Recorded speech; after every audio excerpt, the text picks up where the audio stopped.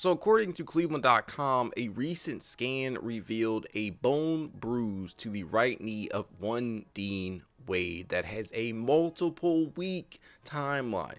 It's always something. There is always some type of availability issue with Dean Wade.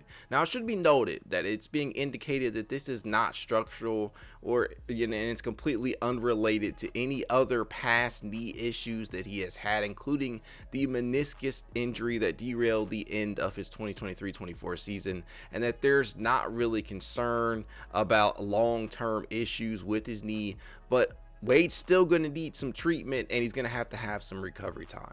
And with the Cavaliers, their approach has been to play things very, very cautiously, and we understand that. We've seen that with Evan Mobley. We've seen it with Isaac Okoro, Karis LeVert, two other players who remain out right now.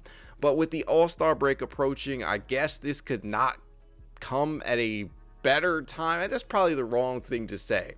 My point is the All-Star break is coming up. They got about 8 games before that hits. And so if you're going to have one of these types of injuries, that's a good time to have it because you get a little bit of extra recovery time. So I don't know how long he's going to be out. It could indeed be multiple weeks, but man, Dean Wade has shown how impactful that he can be. I just hope that it's not something that lingers. And I hope it's just a one and done for the rest of the season and we get a completely healthy version of Dean Wade for the 2024-25 playoffs, because we know how pivotal he can be, especially on the defensive end. And the shot was starting to fall with more and more consistency. It's not as if he was, scorching the twine or anything, but he was making it.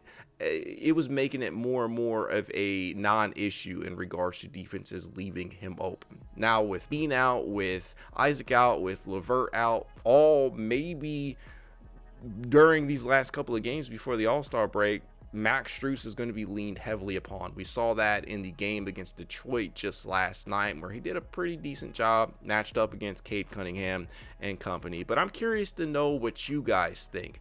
How do you think the Cavaliers navigate these injury issues? How do you think they navigate not having Dean Wade for the next couple of weeks? Let me know in the comments below. Go Cavs.